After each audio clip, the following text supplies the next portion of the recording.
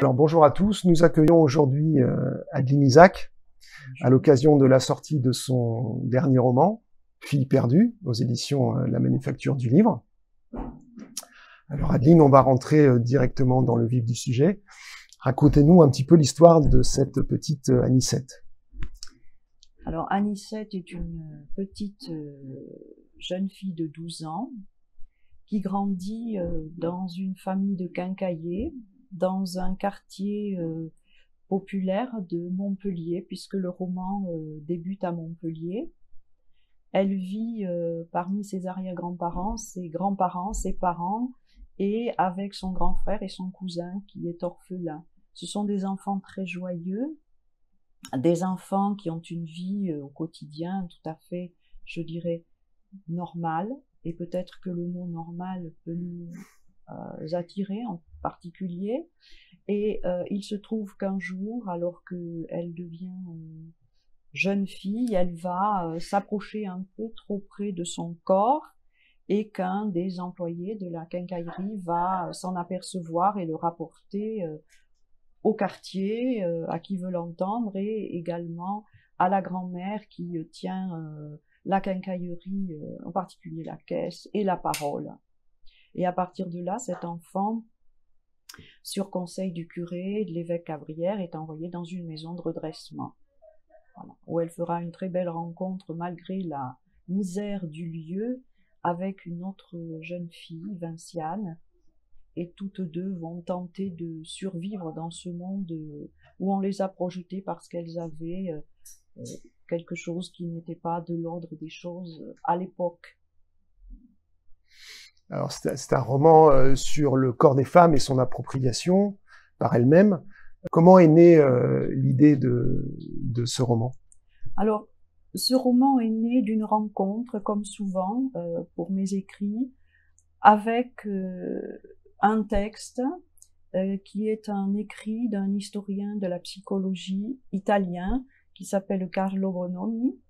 Il a écrit un très très beau texte qui déplie tout ce qui, au XIXe siècle, a concerné, et on le sait très peu, et je l'ai découvert vraiment amplement là, dans ce récit, un texte qui déplie la question de l'excision qui était pratiquée en France, en Allemagne, en Europe et en Amérique du Nord, pour effectivement apaiser ces jeunes femmes ou ces femmes et même ces petites filles qui approchaient leur corps, comme je le disais tout à l'heure, de trop près, qui avaient une liberté au plan de la sexualité féminine, tout simplement. Voilà.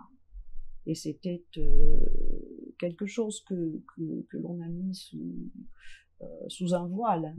Et ce chercheur, cet historien, a tenté de comprendre si Freud avait, lui, pu voir ces scènes-là approcher, ces chirurgiens-là et ces situations-là.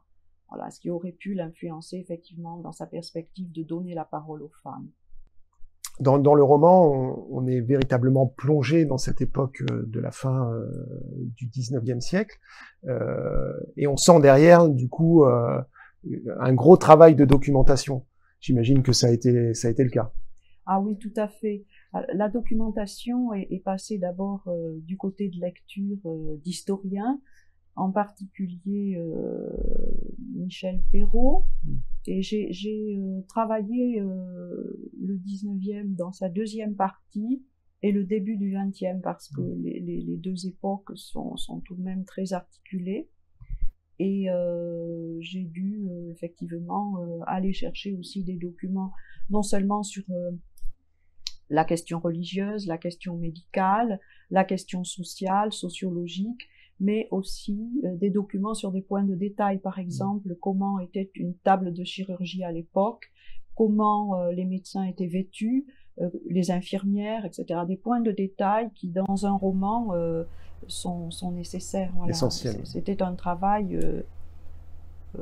oui, très large, mais passionnant, parce que c'est une époque qui, par ailleurs, me plaît beaucoup. Je pense que c'est une époque matricielle qui ouvre vraiment sur tout ce qui, au XXe siècle, s'est produit tant au plan médical qu'historique, voilà, sur différents mondes, voilà.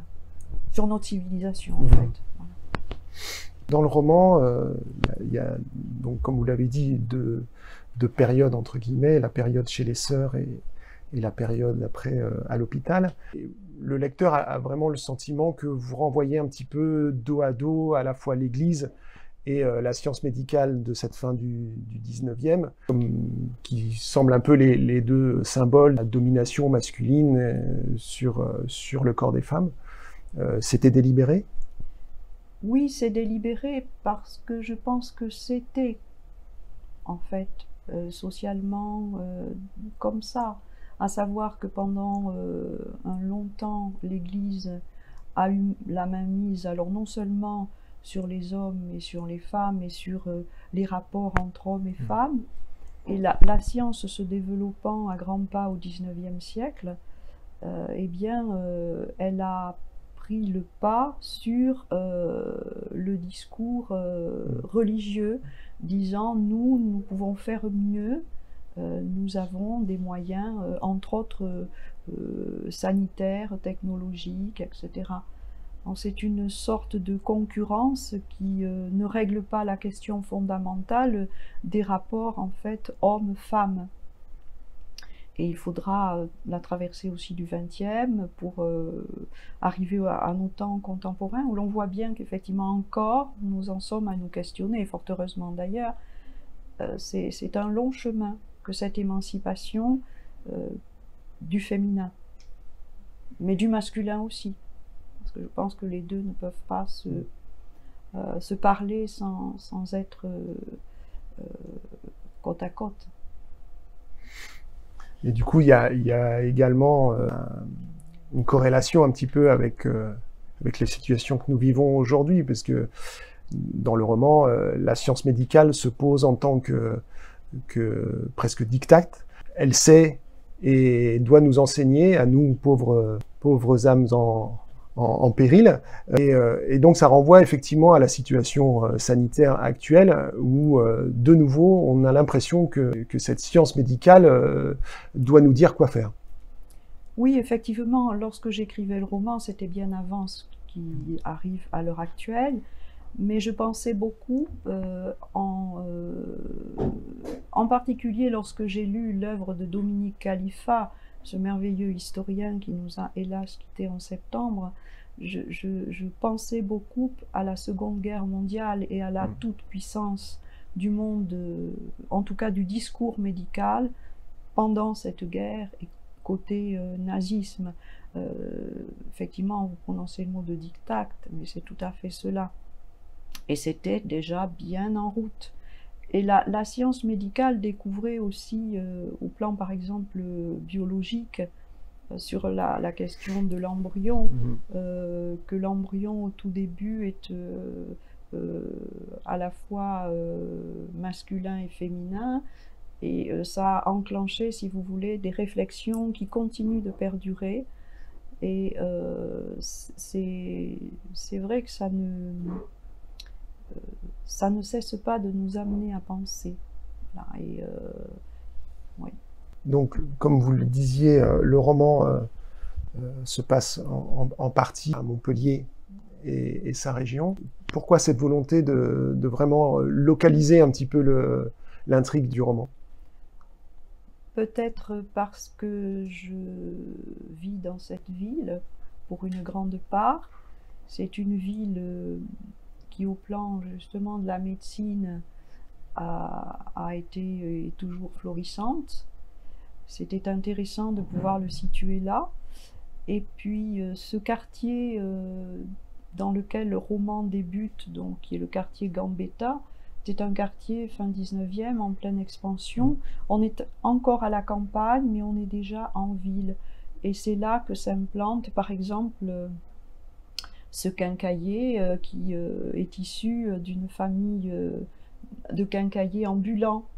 Et au XIXe siècle, s'installer, c'était commencer à avoir pignon sur rue. Ce n'était plus être un cheminot qui courait la campagne pour vendre sa marchandise, sa quincaille. On voit aussi comment s'installent les premières boucheries. Voilà, donc puisqu'il y a un boucher qui a un rôle important dans ce roman.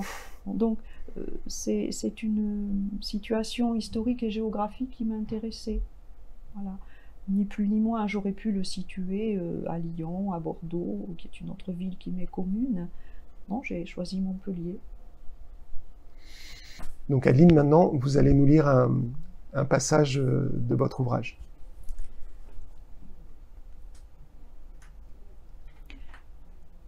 Mur bistre sans une aspérité, netteté des lames de parquet, air délicat qui flotte du sol jusqu'au plafond. Là, un grand bureau soigneusement rangé. Ici, un paravent monumental. Par-devant une table qui n'est ni de cuisine ni de menuiserie. Là-bas, des rayonnages aux gros livres alignés. L'œil s'affaire en voleur, chaparde. Jamais vu pareil décor, jamais entré dans pareil climat. C'est impeccablement propre, feutré, douillet. On entendrait une mouche voler. Mademoiselle Anicette Bru ne perçoit que l'affolement de son cœur. De mouches, il n'y en a pas. Pas une, ça ne risque pas, à cause des odeurs, liqueur de javel, crésolé, éther, eau oxygénée, eucalyptus. Vague fragrance qui montait de la quincaille jusqu'aux étages. Senteur de détergent brisé de rosa, qu'on récure, qu'on astique, fit de la saleté, fit de la crasse et que ça brille. Mademoiselle renifle. Des odeurs de produits impitoyables, de quoi purifier l'air le plus insalubre. Dans le coin, une armure.